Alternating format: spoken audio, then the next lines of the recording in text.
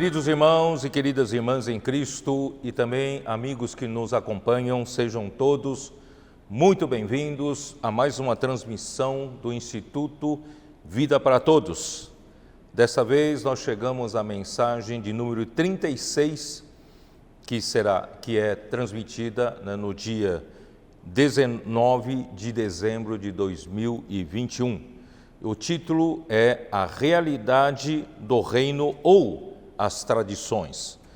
A leitura da Bíblia é Mateus 15, versículo de 1 a 20. Lembrando a todos que hoje é o dia de domingo, dia do Senhor, vamos honrar o nosso Senhor com os nossos bens, lembrando de fazer as suas ofertas, seja para missões no exterior, EAV é minha, Estância é minha, e também para o Instituto IVPT, que dependem das suas ofertas para nós podermos servir melhor. E também lembrar das suas necessidades da obra regional e também da sua igreja, da sua cidade. Deus então abençoe a todos, e que a obra do Senhor possa avançar em todos os continentes. Muito bem, então nós chegamos à mensagem número 36, que vem seguindo, tem um contexto que eu vou falar rapidamente, no capítulo 10 de Mateus. Nós lembramos que o Senhor, no capítulo 9, no final do capítulo 9, ele diz que a seara é muito grande, mas os trabalhadores são poucos. Pediu para os discípulos orarem ao Pai que mande trabalhadores, e no fim eles foram enviados no capítulo 10 como 12 apóstolos do Senhor, e ele recomendou a postura, a atitude dos que são enviados pelo Senhor. Quem é enviado pelo Senhor, o Senhor é responsável por eles, não precisa se preocupar com o que falar, com o que fazer. É isso que nós estamos fazendo, aprendendo a fazer, seguindo a palavra que o Senhor tem dado a nós, com simplicidade e obediência. Os nossos colportores estão nas ruas, não precisam preparar o que falar, Deus tem posto palavra na boca deles, eles têm sido úteis na mão do Senhor para abrir os corações das pessoas que estão necessitadas e com o coração quebrantado, e tem, graças a Deus, salvo muitas pessoas. E eu quero lembrar que o Senhor cuida de nós, Ele cuida daqueles que Ele envia. E no capítulo 11, o Senhor enfrenta uma situação que é João Batista, manda perguntar se era ele o Cristo ou havia de esperar outro. Isso dá uma grande decepção para o Senhor, alguém que foi tão usado pelo Senhor, sendo precursor do Messias, e infelizmente quando ele introduziu o Rei do Reino dos Céus, batizando-o, e ele testificou que o Pai do céu identificou que esse é o meu filho amado, em quem me comprazo, e ele deveria então terminar o seu ministério, porque o que ele foi enviado para fazer, ele já fez. No entanto, ele não terminou o seu ministério, continuou dando sequência, e ele foi preso por Herodes, e nós sabemos que, e no fim não teve um fim bom, que no capítulo passado, da semana passada, nós vimos que ele foi decapitado, ele perdeu a cabeça.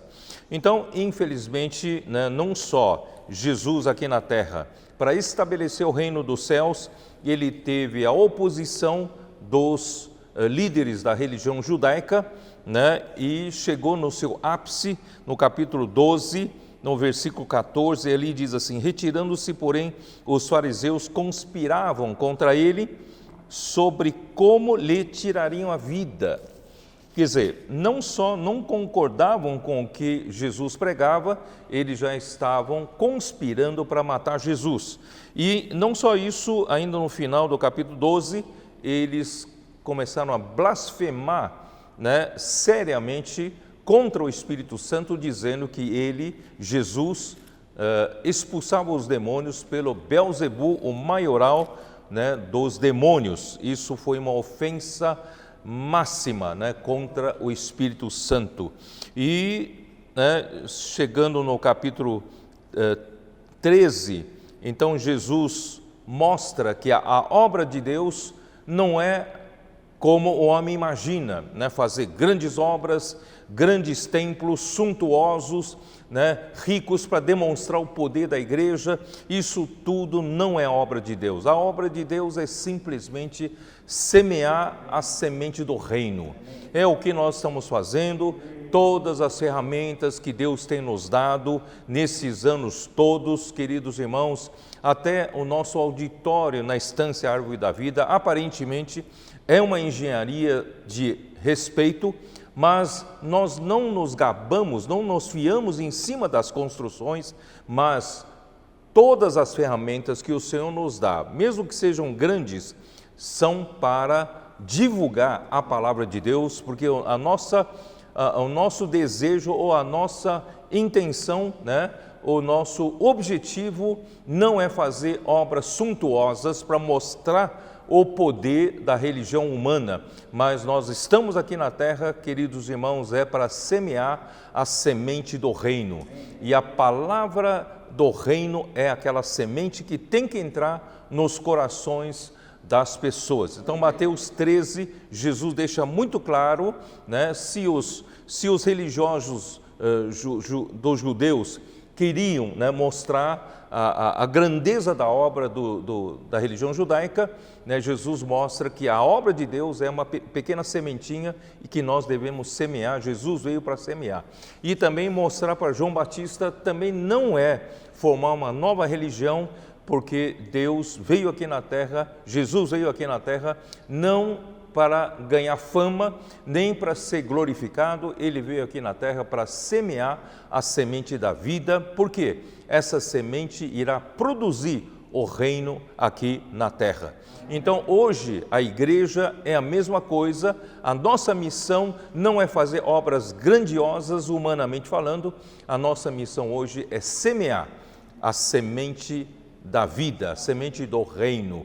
Por isso, graças a Deus, Deus teve tanta misericórdia de nós, ele então intensificou, ele, né, vamos dizer, ele turbinou, né, a comportagem dinâmica, também o Avança Jovem e também a rede de cuidados das mulheres, a rede de cuidado dos homens, né, e também o Avança Jovem, tanto jovens, adolescentes e crianças saindo para pregar o evangelho. Isso só pode ser de Deus, não é coisa de homens.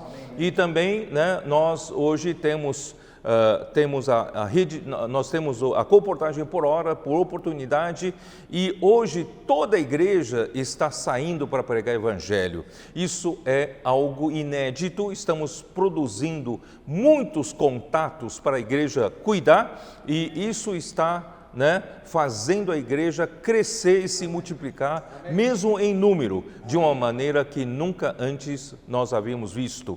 E nós podemos logo, logo trabalhar nessas pessoas para que a igreja seja edificada, e não só isso, nós queremos produzir um grupo de vencedores, para juntos nós entrarmos no reino milenar e reinar com Cristo durante 1000 anos. Essa é a nossa missão. Queremos introduzir o povo na boa terra de Canaã. Aí eu mostrei então a partir da primeira parábola de Mateus 13, né, o Senhor começa a mostrar a aparência do reino dos céus. Quer dizer, a aparência do reino dos céus não somente tem o que é bom, mas também tem o outro lado, né? Tem numa grande casa, diz Paulo em 2ª Epístola a Timóteo, capítulo 2, versículo 20, que numa grande casa não só tem, né, vaso, utensílios de ouro e de prata, mas também tem de madeira e de barro. E alguns são vasos para honra, outros são vasos para desonra. Quer dizer, a aparência do reino dos céus, né, nem tudo, né, nem toda aparência tem a realidade.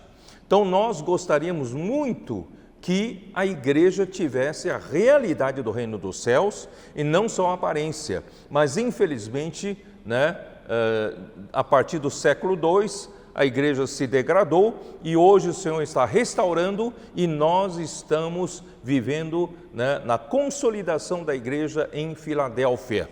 E a igreja em Filadélfia prima por ter a realidade do reino dos céus.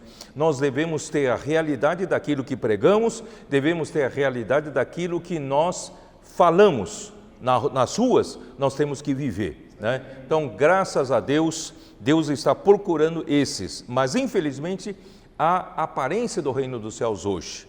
Tem a aparência de um cristão, mas pode não ter a realidade de um cristão.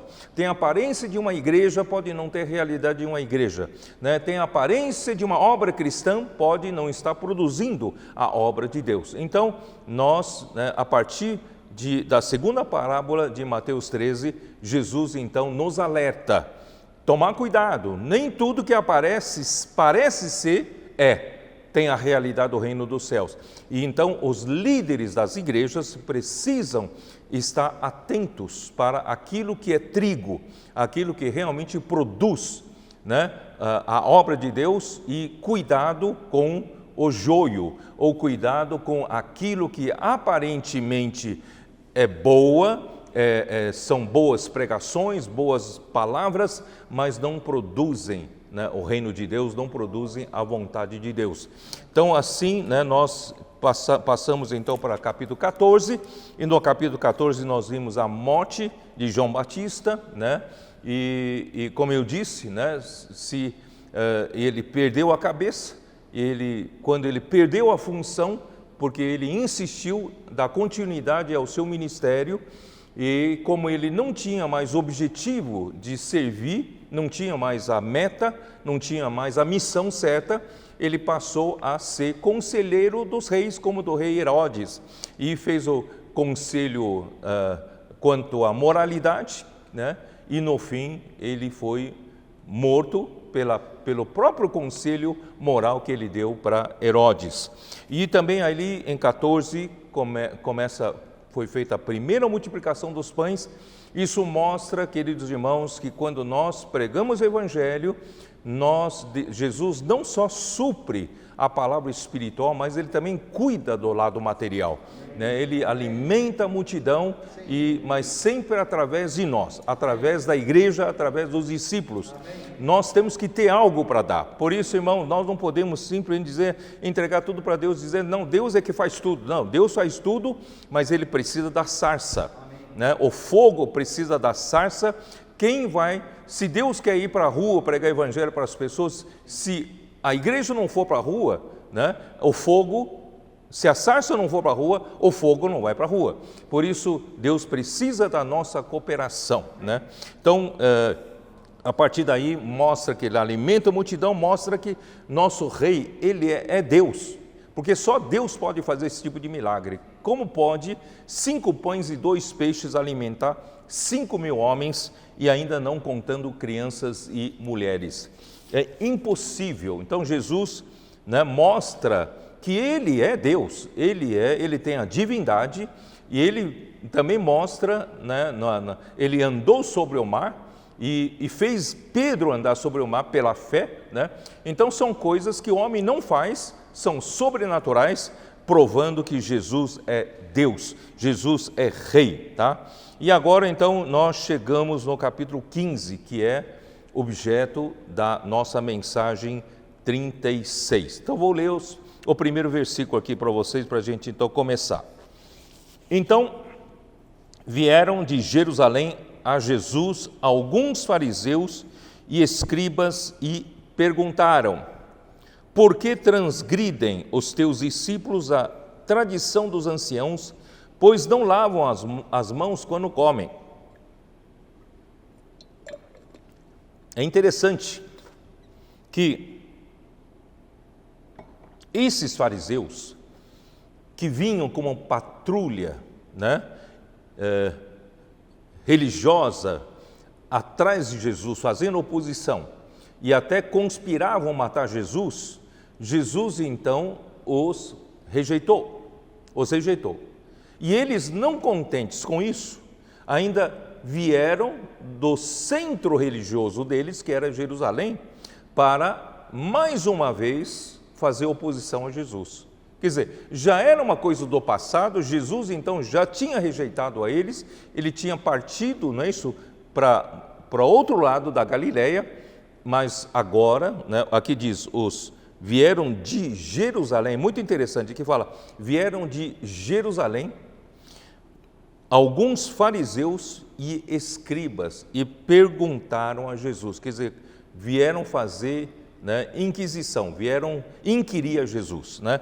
Então, eu vou usar uma nota da versão Restauração, vou ler para vocês, tá? Embora o Senhor tivesse abandonado os religiosos fanáticos que o rejeitavam, nem assim deixaram de perturbá-lo.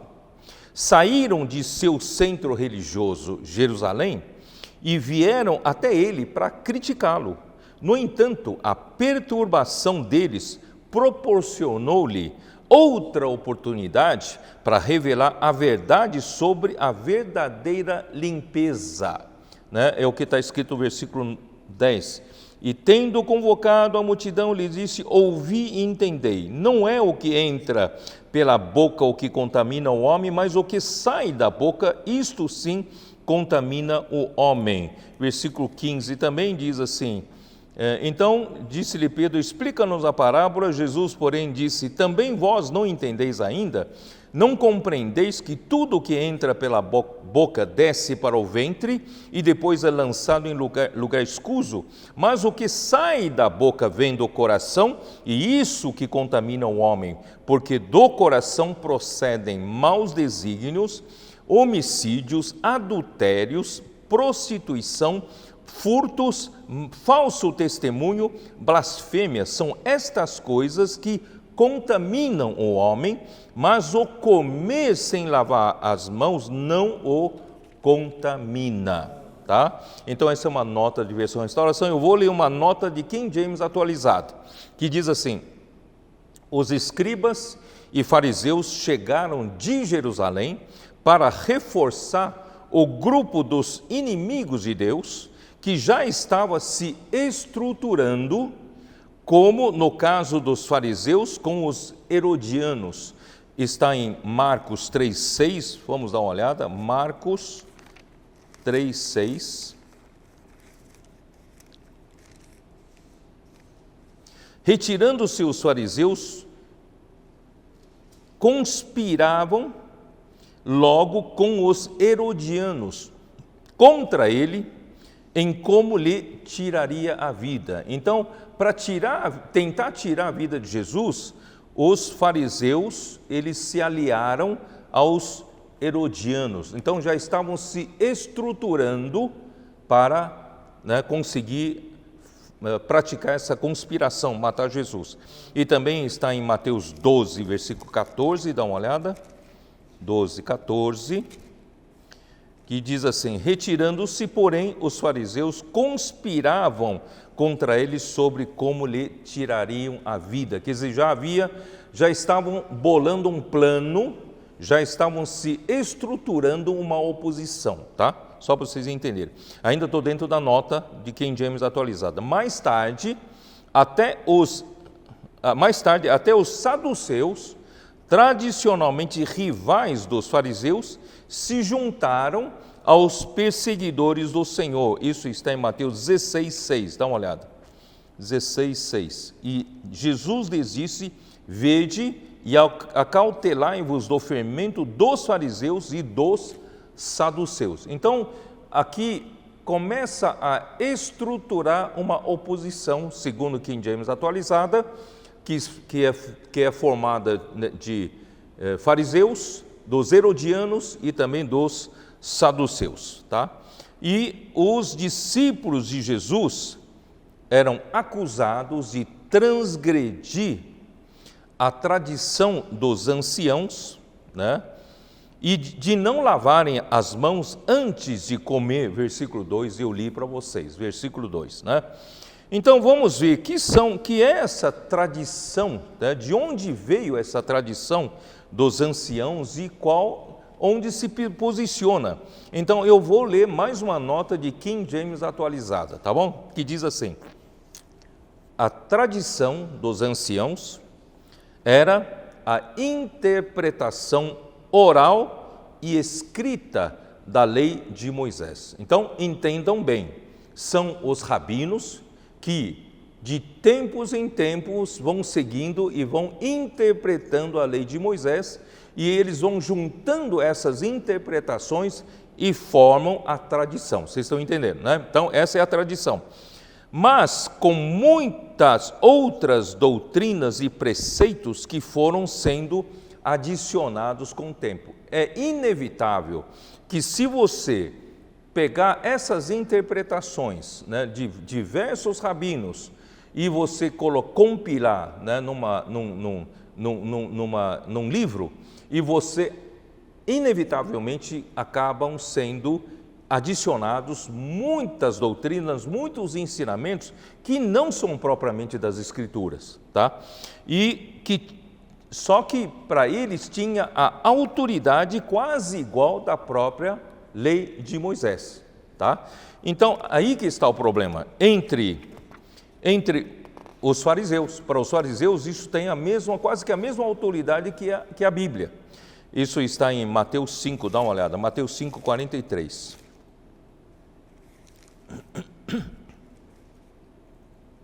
Que diz assim: ouvistes que foi dito, amarás o teu próximo e odiarás o teu inimigo. Isso não tem na lei, tá? Então vocês entenderam, então eles foram adicionando, tá? Então Jesus considera que o que eles consideram, os fariseus consideram como lei.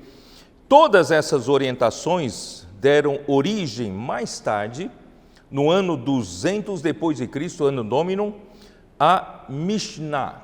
O que é Mishnah? É a parte mais importante do Talmud, né, que é a fonte da lei judaica, tá?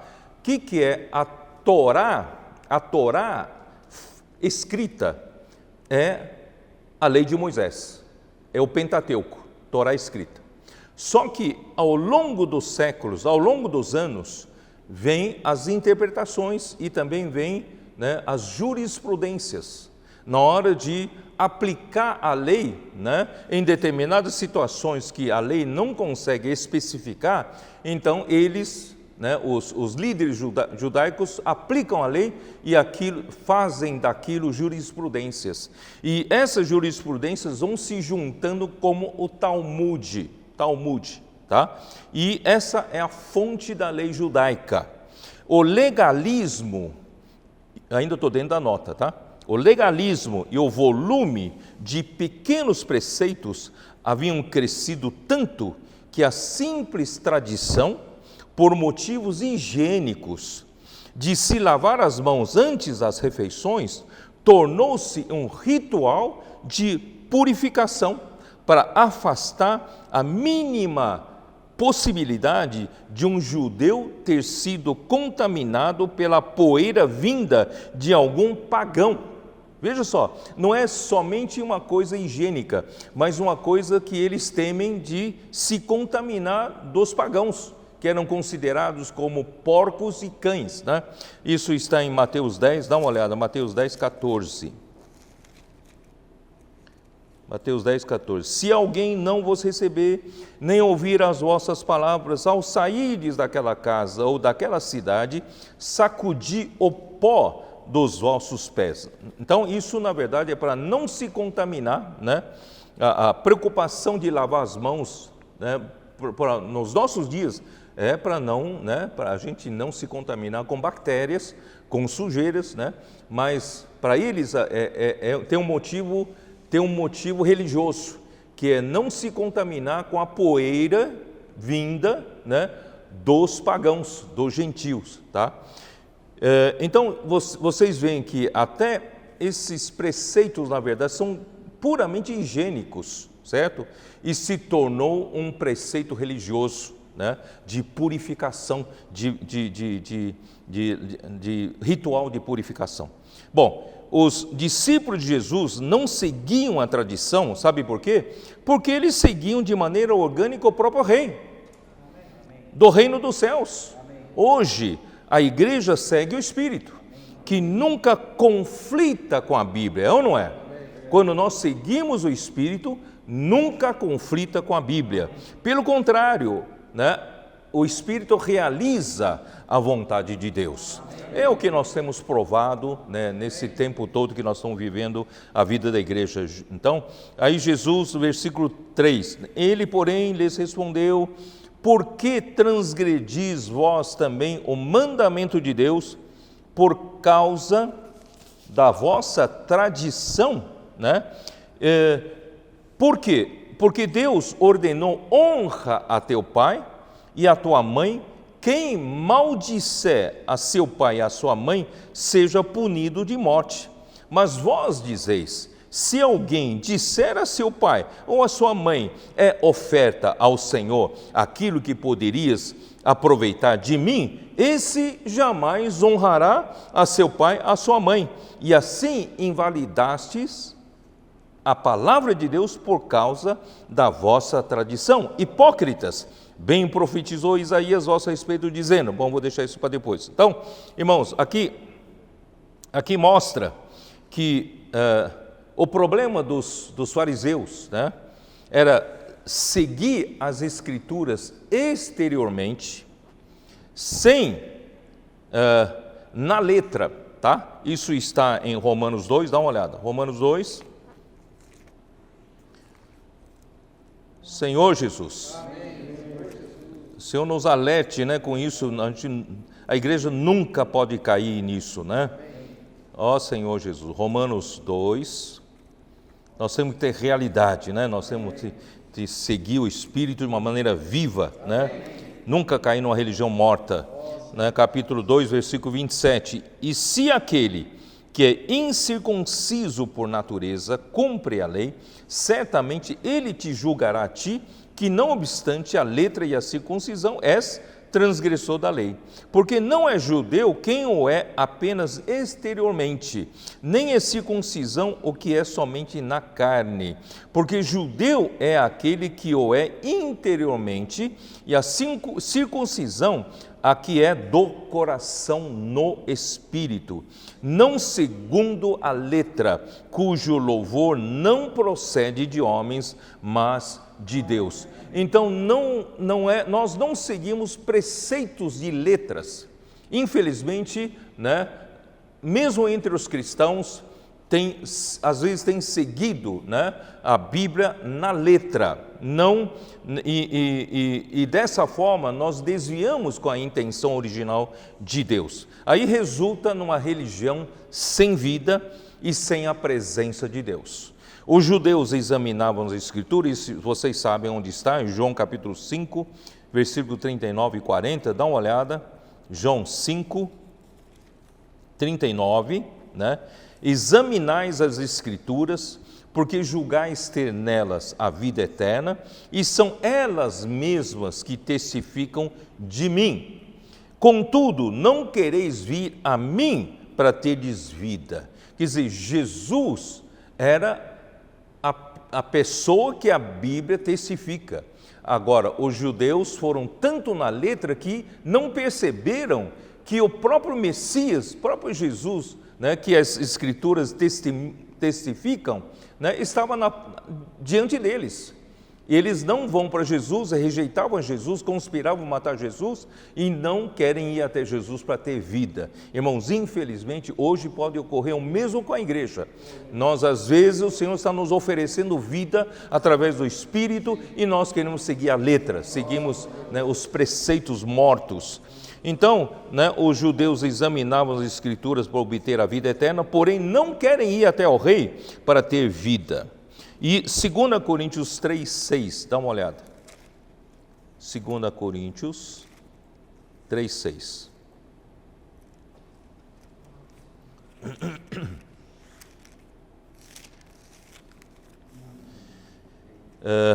O qual nos habilitou para sermos ministro de uma nova aliança. Hoje estamos em uma nova aliança, não estamos mais na velha aliança, né? Essa nova aliança não é da letra, mas do Espírito, porque a letra mata, mas o Espírito dá vida, o Espírito vivifica. Por isso, irmãos, não vamos seguir né, a letra, né? Vamos seguir o Espírito. Nós temos a palavra, graças a Deus, que são nossos trilhos, mas nós temos a força motriz, né, que vem do Espírito. O Espírito que nos dá a direção e nunca conflita com a própria Bíblia. Ó Senhor Jesus. E aqui, falando em honrar os pais, vamos voltar lá, né, para Mateus 15. Honrar os pais foi o quinto mandamento, né, escrito na primeira tábua da lei. São 2 tábuas, 5 mandamentos escritos numa tábua e 5 mandamentos escritos na segunda tábua. E honrar os pais constitui o quinto mandamento, ainda, né, dos 5 mandamentos referentes a Deus, né? Falando de Deus, amará o Senhor teu Deus, não fará imagem de escultura, né, não tomará o nome do Senhor em vão, assim por diante, fala da nossa relação para com Deus, e no final da relação com Deus fala de honrar os pais. É interessante, porque honrar os pais, na verdade, você está honrando quem gerou você, e se você for, né, perseguindo até a geração final, você vai chegar em que Deus é quem criou Adão e a Eva, tá? Então, isso é andar, né, e honrar os pais. Isso está, vamos dar uma olhada em Êxodo capítulo 20, versículo 12. Quinto mandamento. 20, versículo 12. Honra teu pai e a tua mãe, para que se prolongue os teus dias na terra, que o Senhor teu Deus te dá. Né? Irmãos, esse quinto mandamento, ele, na verdade, é uma transição que vem da nossa relação com Deus, passando para a nossa relação com os homens. Então, o quinto mandamento é uma transição para a gente chegar na segunda tábua. Não sei se vocês entenderam. É a conexão. Porque como é que você vai fazer a conexão? De Deus para com os homens. É através de honrar os pais. Tá? E é o que faz conexão da relação com Deus e a relação com os homens. Honrar os pais é o primeiro mandamento com promessa para um homem viver bem e ter vida longa sobre a terra. Isso está em Efésios capítulo 6, versículo 2. Dá uma olhada. Efésios capítulo 6, versículo 2.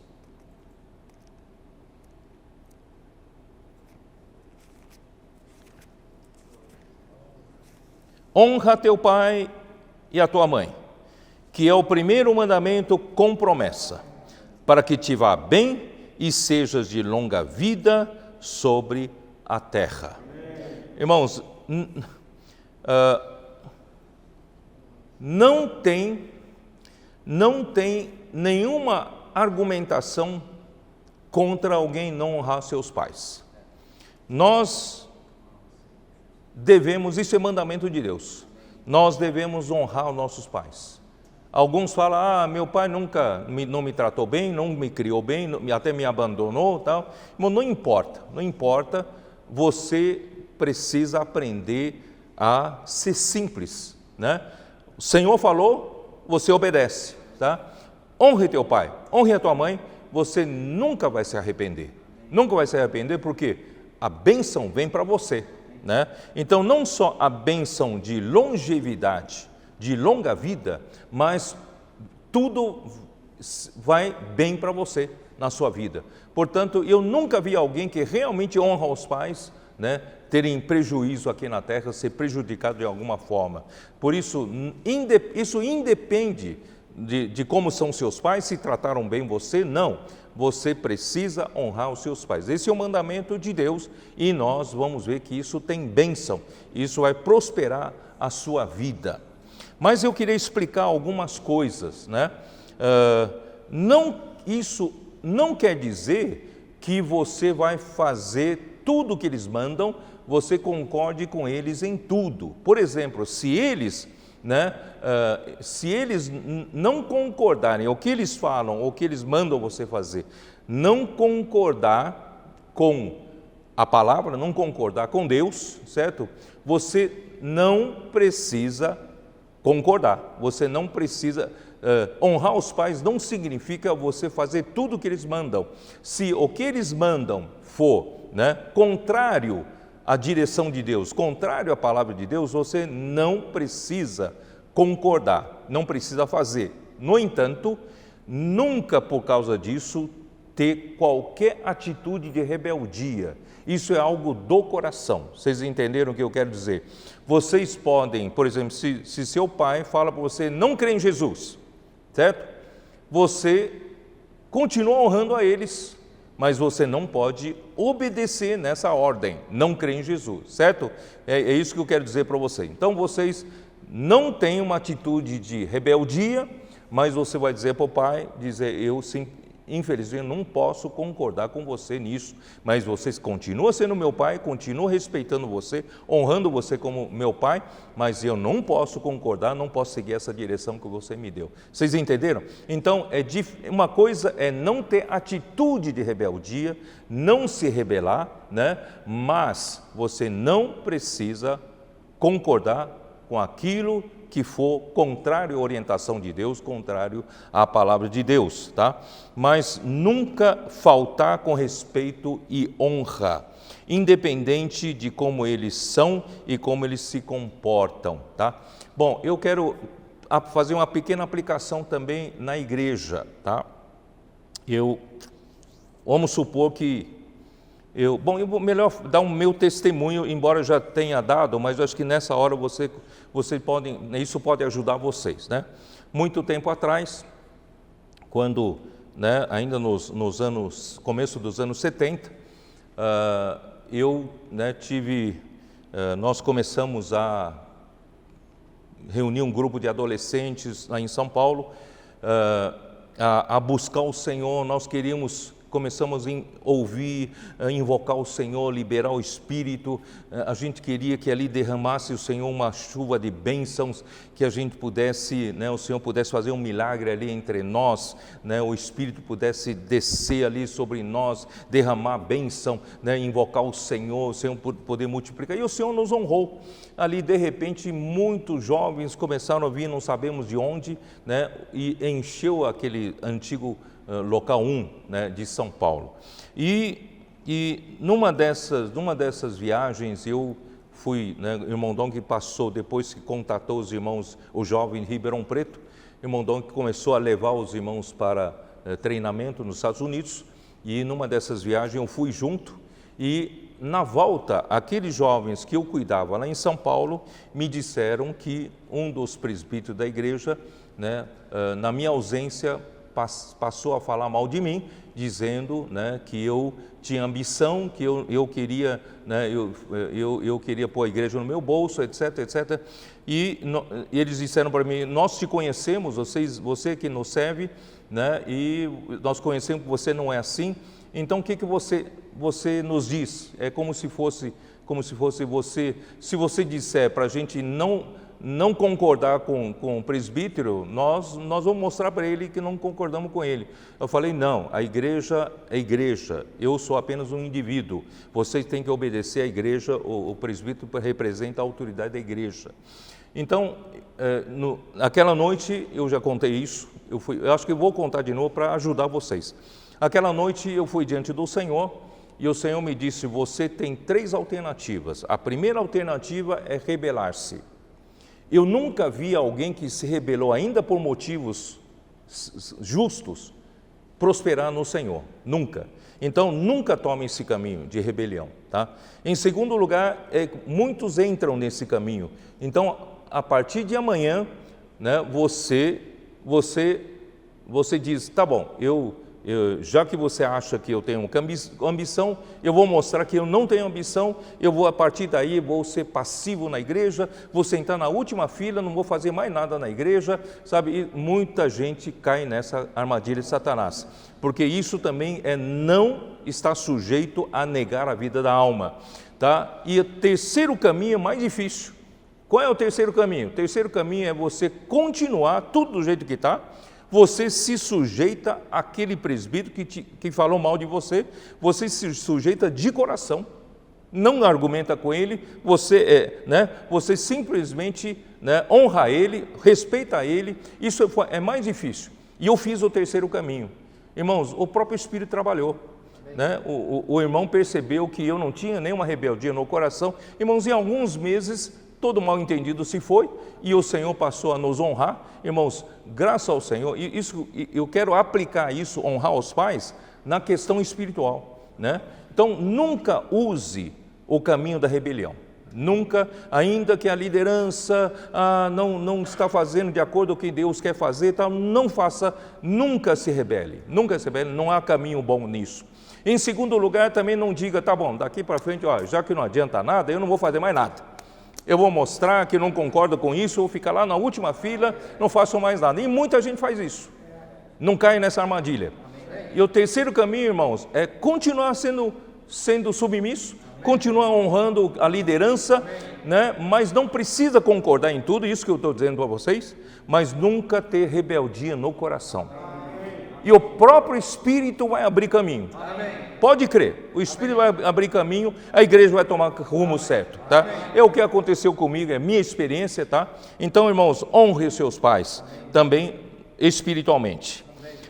Deuteronômio 6, dá uma olhada, Deuteronômio 6, versículo 5.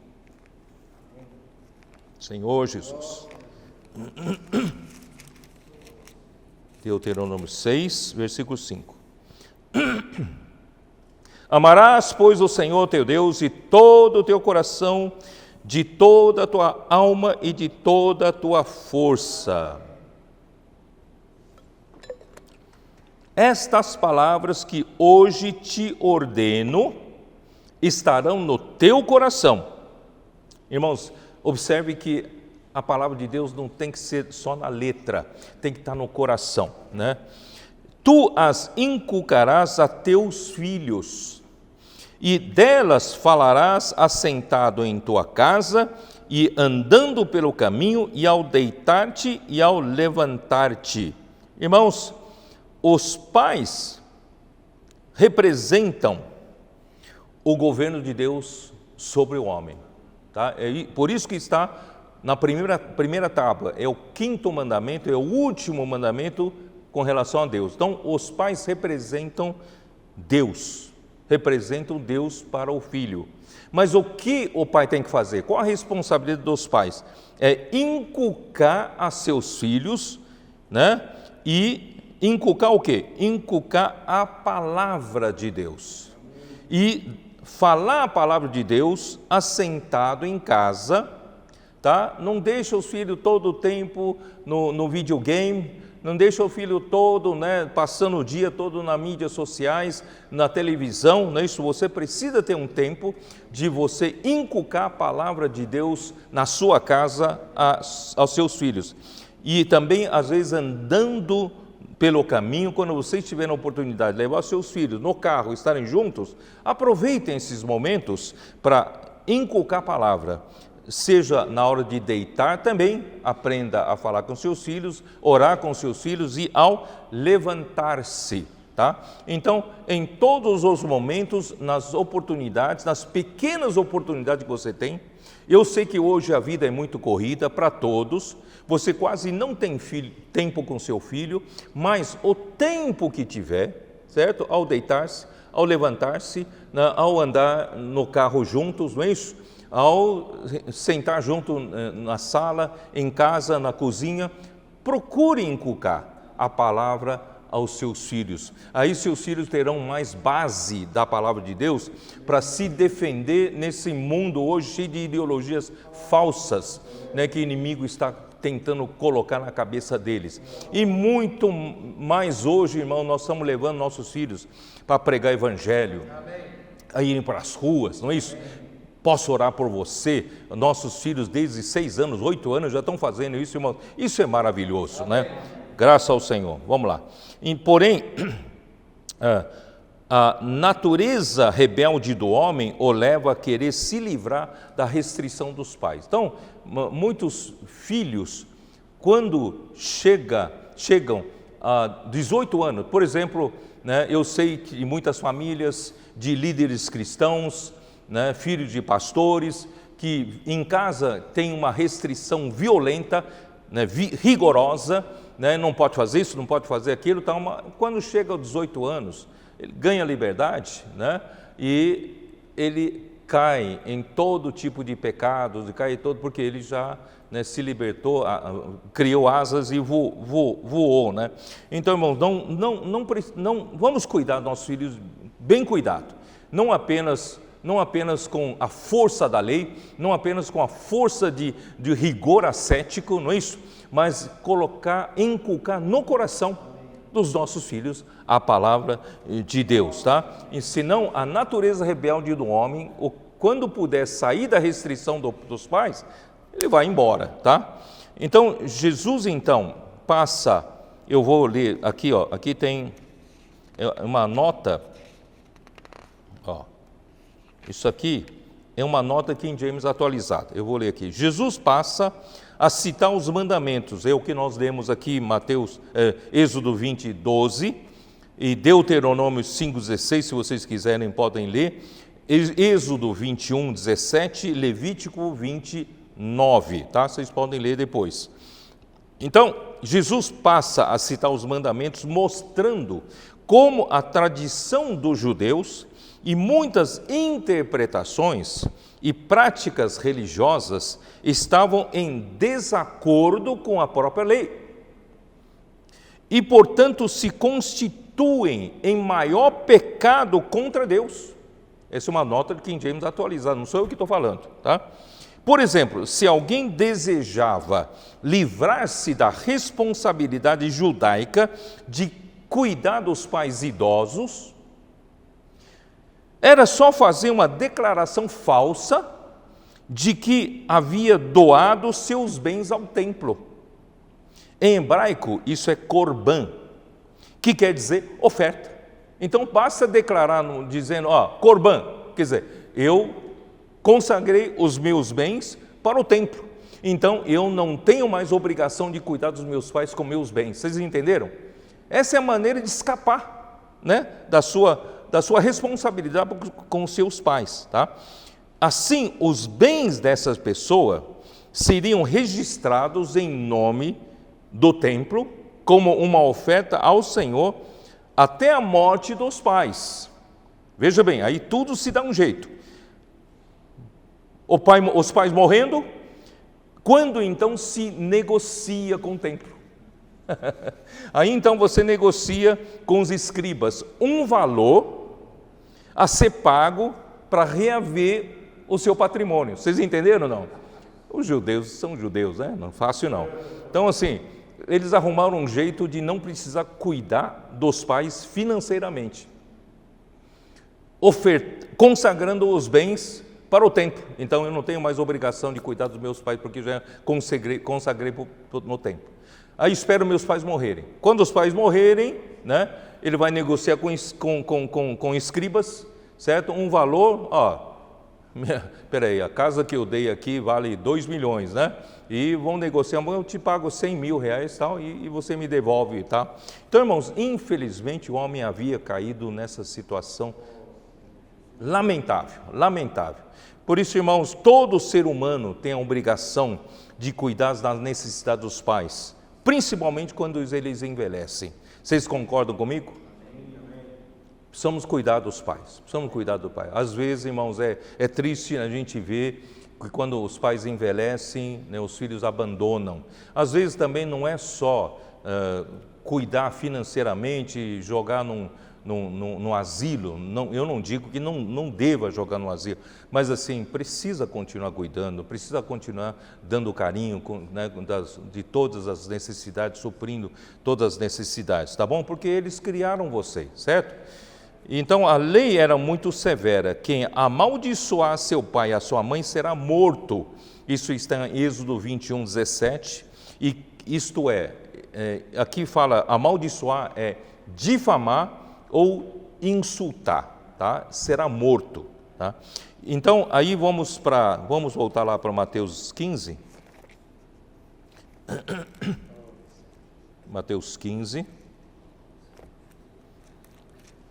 Aí versículo 7 diz assim: Hipócritas, Bem profetizou Isaías a vosso respeito, dizendo: este povo honra-me com os lábios, mas seu coração está longe de mim, e em vão me adoram, ensinando doutrinas que são preceitos de homens. Você vê, desde aquele tempo de Isaías, a religião judaica já tinha se tornado isso, né? Então, quão facilmente o homem faz da relação com Deus algo só de boca, e faz da relação com a palavra como meras regras e doutrinas criadas por homens. São hipócritas. Vocês entenderam ou não? Infelizmente, tudo que não tem vida, tudo que não segue de uma maneira viva, né, o Espírito, né, a relação viva com Deus, acaba caindo em algo só de boca, só de boca. E também a palavra, em vez de ser a nossa fonte de nutrição, de direção e de luz, se tornam meras regras, meros preceitos criados pelos homens. E por isso, irmãos, eles são chamados de hipócritas. Deus quer que o homem se aproxime dele, né? Porque aqui fala assim, este povo, é isso, né? Este povo honra-me com seus lábios e o seu coração está longe de mim. Quer dizer, Deus quer que o coração do homem esteja perto dele, próximo a ele. Irmãos, Deus não quer apenas a gente ficar falando de boca, né? Glória a Deus, eu te amo, tal, mas só de boca. O Senhor quer a nossa aproximação, nossa comunhão, nossa intimidade com Ele, a nossa dependência total, nosso amor absoluto, a consagração absoluta, vivendo realmente como canais, como membros, né, do corpo de Cristo, totalmente dirigido por Ele, tá? Então, assim, Deus quer que o homem se aproxime dEle, ouça a sua palavra de maneira viva e com amor no coração e não por obrigação. Deus não quer que a gente faça nada por obrigação, mas é pela proximidade dEle, né? E seguir a palavra dEle de uma maneira viva e sempre com amor no coração, amando o Senhor e amando também a sua palavra. Amém. E o governo celestial, irmãos, implica em realidade interior, não em mera prática exterior. Tem a ver com a verdadeira condição do coração e não algo só de boca. Irmão, de boca nós falamos bonito, nós pregamos bonito, não é isso? Irmãos, o Senhor vê o coração. Vocês se lembram do rei Davi? Rei Davi pode ter todos os defeitos, mas ele tinha um coração que Deus apreciava. Por isso, irmãos, não vamos amar o Senhor só de boca, vamos honrar o Senhor de coração, amar o Senhor de coração e amar a palavra do Senhor. O governo, né? Considerar os mandamentos dos homens como ensinamento é adorar a Deus em vão. A verdadeira adoração a Deus é seguir a direção do Espírito pela sua palavra, né? Porque aqui não fala assim, e em vão me adoram, ensinando doutrinas que são preceitos de homens. Irmãos, graças a Deus, nós aprendemos o segredo.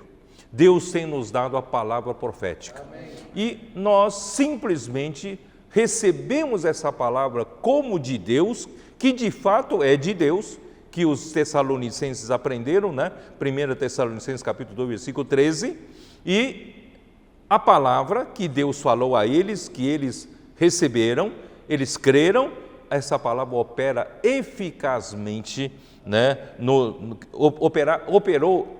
Operou eficazmente entre os tessalonicenses. Irmãos, hoje é a mesma coisa, né? A palavra de Deus para nós, irmãos, está em primeiro lugar, tem a prioridade máxima, né? Nós recebemos com simplicidade, nós obedecemos o que Ele fala e nós praticamos para realizar a obra de Deus e assim a vontade de Deus é feita, tá?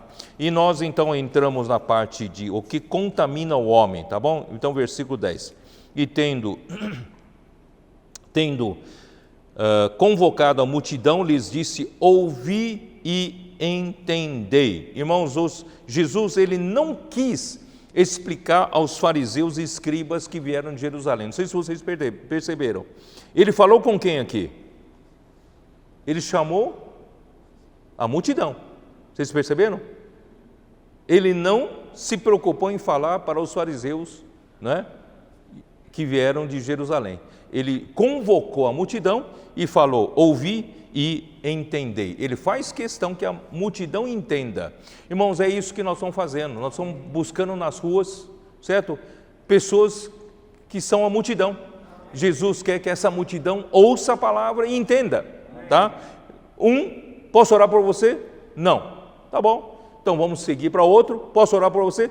Tem um coração quebrantado, espírito contrito, orando, a pessoa se derrete, quebranta e recebe a palavra e depois entende a palavra. Irmãos, é isso, nós estamos procurando essas pessoas. Naquele tempo Jesus também já estava procurando aqueles que resistem a ele, vamos deixar de lado, né? Os escribas, os fariseus vieram de Jerusalém, vamos deixar de lado. Se não querem, não vamos forçar, mas vamos para quem quer, tá? Aqui então diz: não é o que entra pela boca o que contamina o homem, mas o que sai da boca, isso sim contamina o homem, né? Então aqui diz assim: os seus discípulos informaram-lhe que os fariseus se escandalizaram com a sua palavra. Isso está em versículo 12. Então aproximaram-se dele os discípulos e disseram: sabes que os fariseus, ouvindo a tua palavra, se escandalizaram, né? Então Jesus, por isso que Jesus não quis falar com os fariseus, Jesus falou para a multidão. Então por isso que Jesus respondeu assim, né? Ele porém respondeu: toda planta que meu Pai Celestial não plantou será arrancada, tá? Então perdão, eles foram arrancados, os fariseus e os escribas, que tiveram todas as oportunidades de serem introduzidos também no reino dos céus. Honestamente falando, Jesus não deu todas as oportunidades para eles? Eles que não quiseram. Se eles não quiseram, eles foram arrancados do reino dos céus, porque eles tinham a prioridade, eles tinham, né, em primeiro lugar, Jesus veio para as ovelhas perdidas de Israel, da casa de Israel, e os líderes eram os primeiros a receber essa oportunidade, né, mas eles não quiseram. Então, se eles não quiseram, serão arrancados do reino dos céus, tá? Esse é o sentido. Então, por quê? Porque eles são o quê? Vamos dar uma olhada. Lucas, vocês conhecem, né? Lucas 18. Qual é a atitude deles? Lucas 18, versículo 9.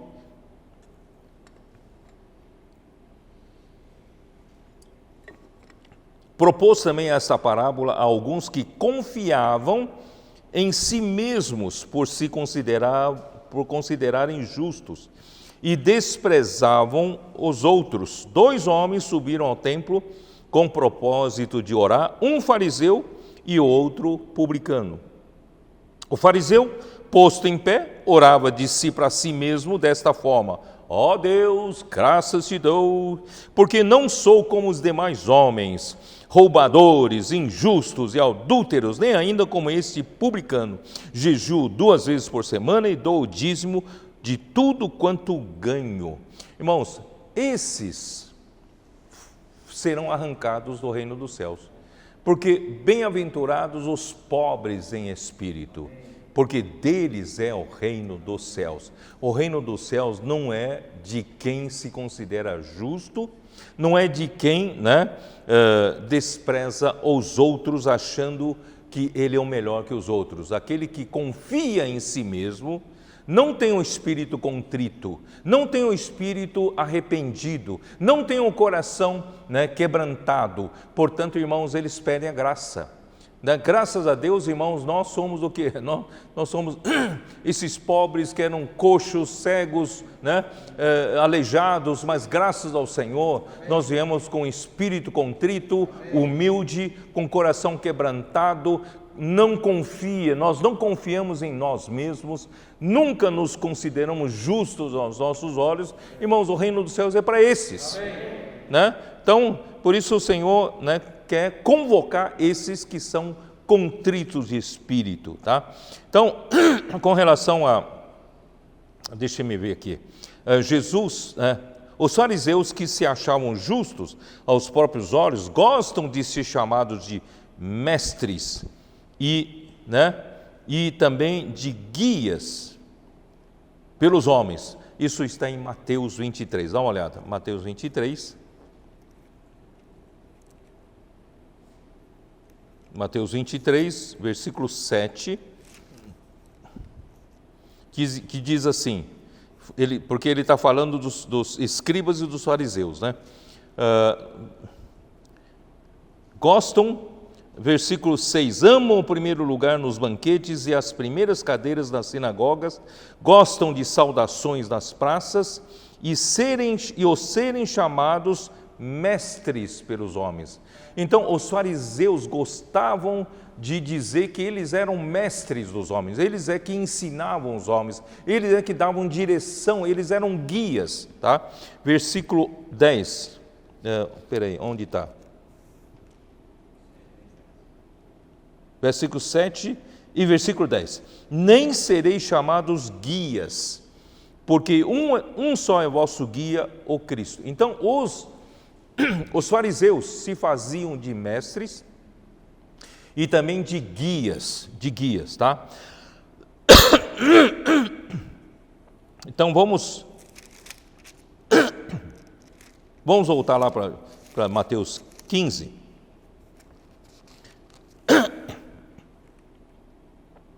Porque no versículo 14, dá uma olhada, no versículo 14, ele diz assim, deixai-os, são cegos. Eles se consideram mestres, eles se consideram guias. Então Jesus disse, eles na verdade não passam de ser de cegos. Eles são guias e cegos. Ora, se um cego guiar outro cego, cairão ambos no barranco, tá? Então, os fariseus se consideravam justos, os fariseus se achavam que eles eram mestres, né, do povo de Israel, eles é quem lideravam, eles eram guias, mas eles não passavam de cegos guiando cegos, tá? Vamos lá, então versículo 11 diz, não é o que entra pela boca o que contamina o homem, né? Mas o que sai da boca, isso sim contamina o homem. Irmãos, evidentemente, Jesus não estava aqui se referindo à contaminação física por bactérias, tá? Por sujeiras. Jesus estava se referindo à contaminação interior do homem, tá? Isso é muito evidente, certo? Então, o que entra pela boca, né, mesmo esteja contaminada uma comida, é uma bactéria, não é isso, que vai causar algum problema aqui no nosso intestino, mas no fim vai ser lançado no esgoto, certo ou não? Isso está no versículo 17, vai ser lançado no esgoto. Lembre-se que estamos no contexto do reino dos céus, e não se trata de contaminação de coisas materiais. Estão falando do reino dos céus, de outra esfera, tá? Coisa de outra esfera. Então, o que sai, versículo 19, o que sai da boca, versículo 19, porque do coração procedem maus desígnios. O que sai da boca, né, que vem do coração, é isso que contamina o homem, porque do coração procedem maus desígnios, homicídios, adultérios, prostituição, furtos, falsos testemunhos e blasfêmias. Quer dizer, os fariseus achavam que eles estavam acima de tudo isso, mas no coração, eles mal sabem que está todo esgoto no coração deles. O coração deles estava todos os maus desígnios, os homicídios, adultérios, prostituição, furtos, falsos testemunhos, blasfêmias. Irmãos, são estas coisas que contaminam o homem, mas o comer sem lavar as mãos não o contamina. Irmãos, é isso que Deus está querendo mostrar quando vem a luz do reino dos céus, irmãos, ilumina até aquele religioso que se achava justo, né, se achava confiante de que ele era o suprassumo, era o mestre, era o guia, né, do povo. Na verdade, Deus quer iluminar que no interior dele não passa de estarem cheio de coisas sujas, né, maus desígnios, adultério, não é isso? Tudo isso, né, homicídios, adultérios, prostituição, furtos e falsos testemunhos. E são estas coisas, versículo 20, que contaminam o homem, mas o comer sem lavar as mãos não o contamina. Os escribas e fariseus são cegos, né, vamos lá para Mateus 23 de novo, porque o Mateus 23 é muito interessante, que fala só dos escribas e fariseus, né? Versículo 24. Mateus 23, versículo 24. Guias cegos que coais o mosquito e engolis o camelo. Já pensou? Você coa o mosquito, engole o camelo, né? Ai de vós, escribas e fariseus hipócritas, porque limpais o exterior do copo e do prato. Você fica preocupado com a higiene, né, do exterior, talvez com medo de contaminação dos pagãos, dos gentios, né? Mas estes por dentro estão cheios de rapina e intemperança, né? A versão King James atualizado fala assim: no interior estão cheios de hipocrisia e de iniquidade, né? Então, irmãos, por isso fala, fariseu cego limpa primeiro o interior do copo, para que também o seu exterior fique limpo. Limpe o seu coração, limpe o seu interior, né? Ai de vós, escribas e fariseus hipócritas, porque sois semelhantes aos sepulcros caiados. Sabe o que é sepulcro caiado? É um túmulo, sabe? Que você deixa bonitinho por fora, pintado. Caiado é que naquele tempo se pintava com cal, por isso que é sepulcro caiado. Então, você deixa bonitinho do lado de fora, mas interiormente estão cheios de ossos e mortos e de toda imundícia. Irmãos, isso é a aparência do reino dos céus, né? Você mostra uma fachada bonita para os outros, que você é justo, você é mestre, você prega bem a palavra, mas, irmãos, se você não for humilde e deixar o Senhor limpar o seu interior está cheio de ossos de mortos e de toda imundícia. Irmãos, o homem não tem nada para se vangloriar. Nós precisamos nos humilhar na presença do Senhor. Assim também vós exteriormente pareceis justos aos homens, mas por dentro estáis cheios de hipocrisia e de iniquidade. Ó Senhor Jesus. Perdão, ali quando no 25, no final do 25, quando estão cheios de rapina e de intemperança, em King James atualizado traduz para cheios de avareza e cobiça, cheio de avareza e cobiça, tá? Então, irmãos, a igreja hoje é a realidade do reino dos céus, e não mera aparência. Nós não podemos, irmão, manter apenas a fachada, nós temos que ter realidade.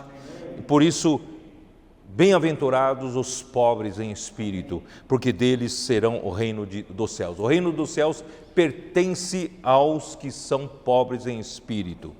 E Isaías 57:15, não vou ler, vou repetir. Aos pobres, né, os pobres de espírito, aos pobres de espírito contrito e humilde, com coração quebrantado e arrependido, né? A eles é o reino dos céus. E também Isaías 66:2, nós sabemos quase de cor, e aos de espírito humilde e arrependido e que dedicam o seu amor reverente à palavra de Deus. Irmãos, a esses pertence o reino dos céus. Amém. Portanto, irmãos, em lugar da gente manter uma fachada de pessoas íntegras, pessoas como Jó, né? Perfeitas, Irmãos, mas por dentro está cheio de ossos de mortos, né? E cheio de imundícia. Irmão, não adianta, um dia tudo vai, né, vir à luz. E melhor hoje, irmãos, a gente se humilhar, se arrepender, não é isso?